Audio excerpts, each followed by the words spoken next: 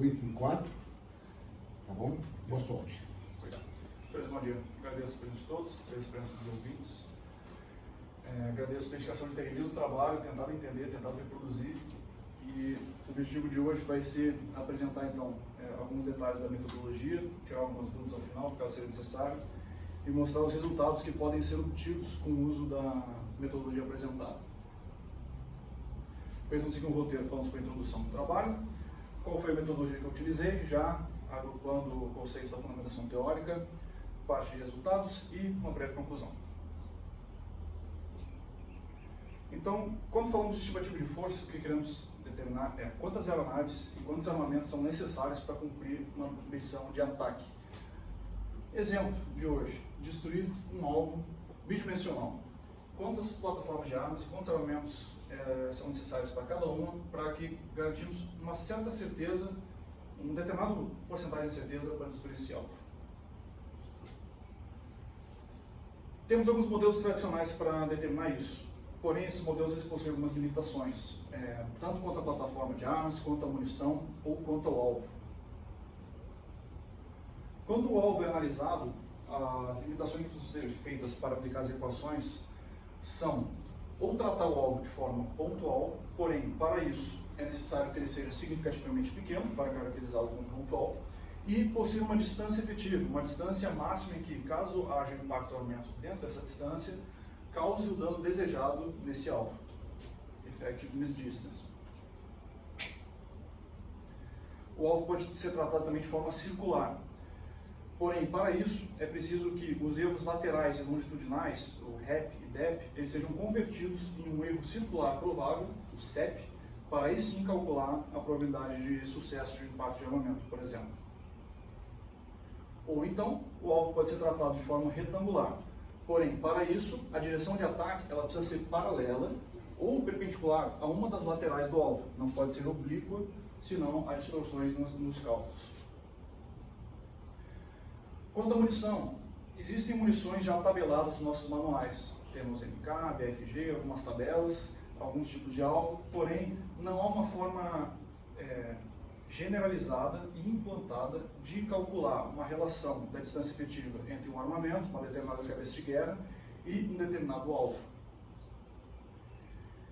E, quanto à plataforma de armas, é necessário que o tipo de visada, o tipo de lançamento de armamento, ele seja limitado ou a uma visada individual, que é uma aeronave passar sobre o alvo, lançar uma bomba, outra aeronave, ou a mesma, circular, lançar outra bomba. As bombas serem tratadas individualmente, em que não há uma correlação entre cada impacto, eles são eventos independentes.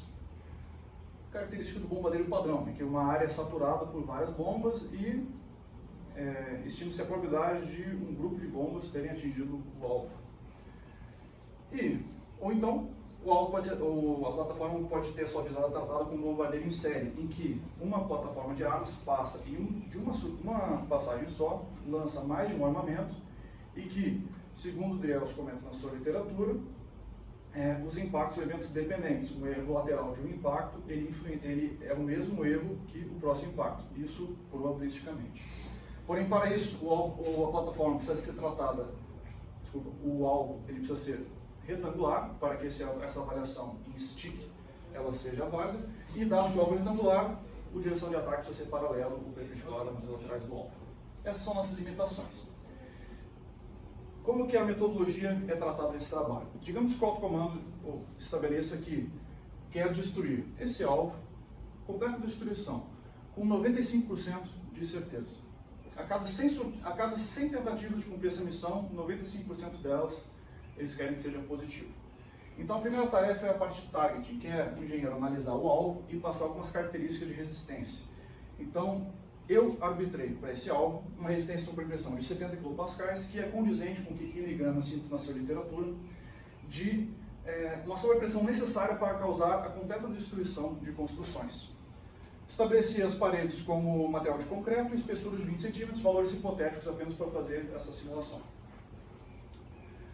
E temos a tarefa de weaponeering, em que um seletor de sistema de armas irá avaliar o que tem de plataforma, o que tem de munição, e inserir essas informações nos cálculos. Então, considere uma plataforma de armas que tem a capacidade de levar 4 armamentos.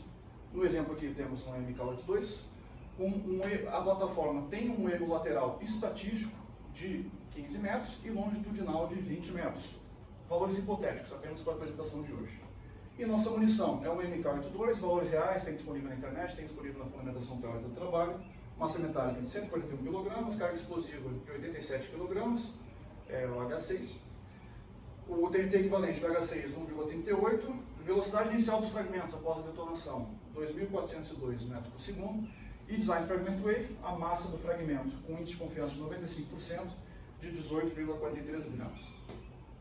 Dados essas informações, o usuário vai acessar um sistema que tenha tido essa metodologia implantada e ele vai marcar os vértices do alvo, desenhando de forma simplificada. E o programa vai entender esses vértices como vetores no plano cartesiano. Vão ser feitas conversões utilizando o método de Rayleigh, que as coordenadas geográficas em graus decimais são convertidos para metros, considerando o equador e Greenwich como a origem do gráfico, y a ordenada e x a abscissa. O operador também vai definir a direção de ataque, o Final Attack Heading, que é a direção formada a partir do norte verdadeiro, no sentido horário. Esse ângulo ele é convertido com base na coordenada geográfica do centro do ataque em um ângulo medido a partir do norte do gráfico no sentido horário. Esse ângulo ele vai ser utilizado também para as demais pontas. Isso é o que o operador insere. O que o programa, o que a metodologia vai processar agora para o usuário? Primeiro ele vai definir, com base nas informações inseridas, qual que é a distância efetiva do armamento dado ao alvo selecionado. Nesse trabalho foram analisados o mecanismo de dano de sopro e fragmentação. Vamos analisar primeiro o sopro. Para a distância efetiva de sopro é aquela que, dado o impacto de armamento, a onda de sopro chega a pelo menos uma das paredes do alvo com a sobrepressão necessária para causar o dano desejado. No início foi comentado que a resistência de sobrepressão é de 70 kPa. Então, a metodologia ela é utilizada para calcular essa distância. Isso aqui já é fornecido como resultado. 14,7 metros é a distância máxima para o impacto para causar a completa destruição dessa construção, segundo a metodologia, com base nas informações de munição e com base na resistência do alvo. Guardem esse valor. Quanto à fragmentação, é calculada qual é a velocidade necessária de impacto dos fragmentos para que os fragmentos perfurem a superfície, passem de um meio para o outro, dado as características do material das paredes do alvo. São características equivalentes, determinadas a partir das informações de target, e, com base nessa velocidade de impacto, é calculado qual que é a distância máxima necessária que o impacto precisa ocorrer dentro dela, né, para que os fragmentos cheguem nas paredes do alvo com aquela velocidade de impacto para poder ocorrer a perfuração, e qual que é a distância necessária dado o modelo de espalhamento de lateral de cilindro de expansão. Imagine isso aqui como um cilindro se expandindo, essa aqui é a lateral do cilindro, e a densidade de fragmentos, o número de fragmentos gerados, permite uma densidade que ao menos um fragmento atinja as paredes do alvo. Esses são os dois critérios para calcular a distância efetiva de fragmentação. Pois bem, temos dois valores. A tarefa de estimativa de força é determinar probabilisticamente qual que é a probabilidade de sucesso dessa missão. Quanto maior a distância efetiva de armamento, quanto mais longe o armamento pode cair, maior vai ser a chance desse armamento estar dentro dessa região. Então, se houver dano por sopro, podemos assumir que vai ter dano por fragmentação. Por quê? Se tiver dano por fragmentação, podemos assumir que vai ter um dano por sopro. Digamos que o armamento caia a 8 metros, ou 7, 6 metros. Vai ter fragmentação, vai ter sopro. Agora, digamos que o armamento caia a 10 metros. Vai ter dano por sopro, não vai ter dano por fragmentação. Então, podemos assumir, neste exemplo, que sempre que o armamento cair na distância de fragmentação, vai ter sopro também. Então, podemos esquecer fragmentação. Analisamos apenas sopro, porque a probabilidade da missão ser um sucesso já vai ser maior em virtude do alvo ser suscetível a dano por sopro.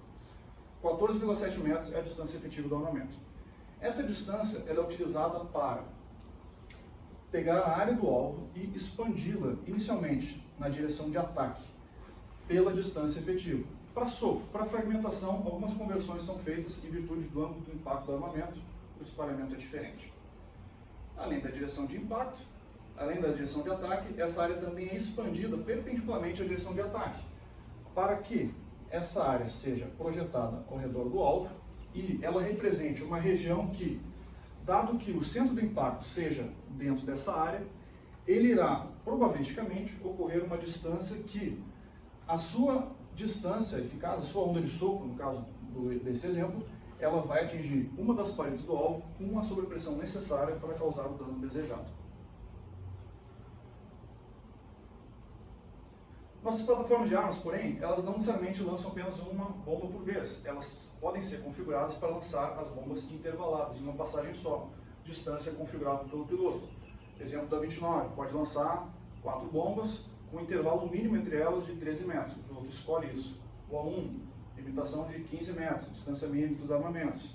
E aí vai de cada plataforma de armas. Porém, isso é interessante porque, ao lançar as bombas em série, cada impacto, todos os impactos eles são eventos dependentes. Então, eles podem ser analisados conjuntamente para ver qual é a probabilidade de ao menos um impacto ocorrer à distância efetiva do alvo. Essa distância entre os impactos, que é o que a metodologia calcula, ele dá uma distância que, imagine que esse impacto ocorreu exatamente na distância efetiva para dar os 70 kPa, 1 centímetro para lá. Está fora do nosso critério. Porém, esse armamento aqui, dado que esse aqui errou 1 centímetro para lá, esse aqui vai dar 1 centímetro para dentro e a onda de sopro vai atingir o alvo com a sobrepressão necessária. Essa distância aqui, ela é utilizada para pegar aquela área efetiva ao redor do alvo e expandi-la na direção de ataque, pois algumas bombas vão cair antes, algumas bombas vão cair depois, mas, dado que o centro dos impactos está dentro dessa região, probabilisticamente, ao menos um impacto vai ocorrer dentro da distância efetiva. Então, esses 2 impactos aqui são perdidos, no caso. Porém, o objetivo da estimativa é avaliar qual que é o mínimo de armamentos e qual que é o mínimo de aeronaves necessárias. Talvez não sejam necessários 4 armamentos. Apenas um exemplo, estou trabalhando no limite da plataforma.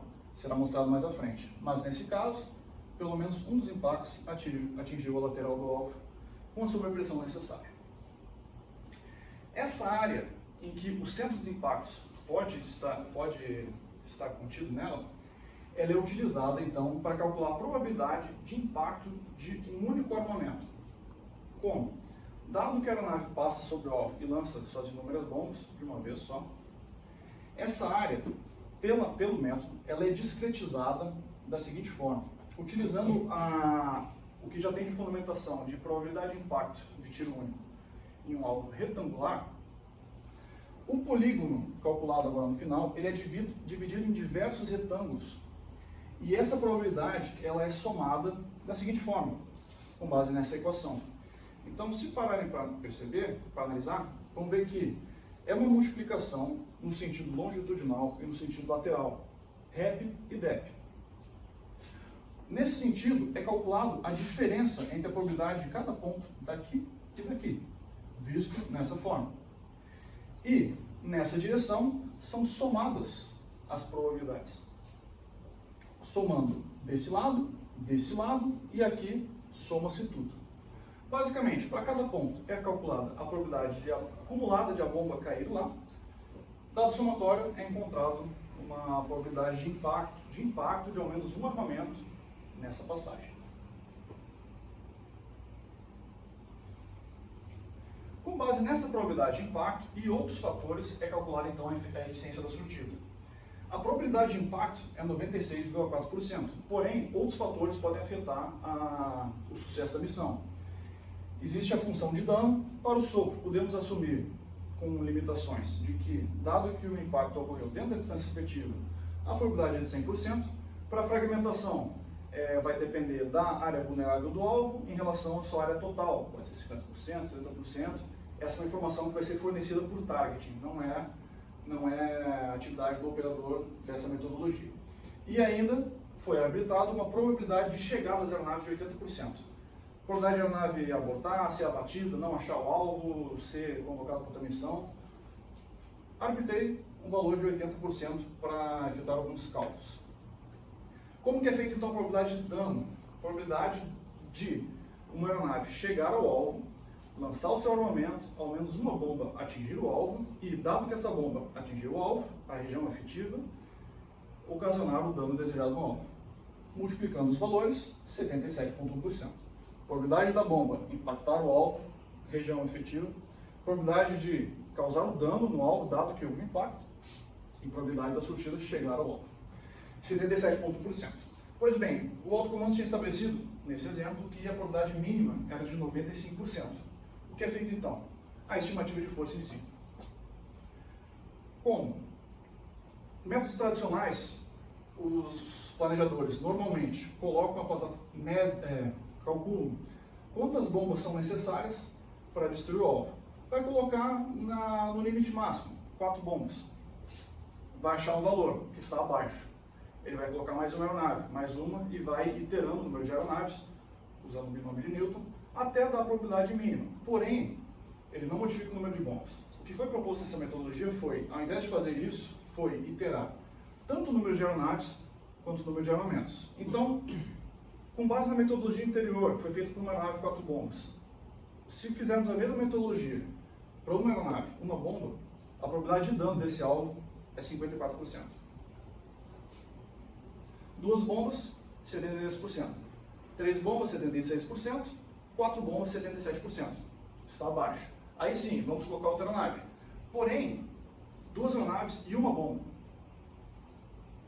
2 bombas, 93%. 3 bombas, 94,5%. 4 bombas, 94,8%. Ainda está fora do critério. Vamos colocar mais uma aeronave. 3 aeronaves, uma bomba, 90,6%. 3 aeronaves, 2 bombas, 98,2%. Então, 3 surtidas, 2 bombas cada, dá uma probabilidade de dano suficiente para cumprir o critério do comandante. Percebe que um planejador tradicional, provavelmente ele colocaria 3 aeronaves ou 4 bombas.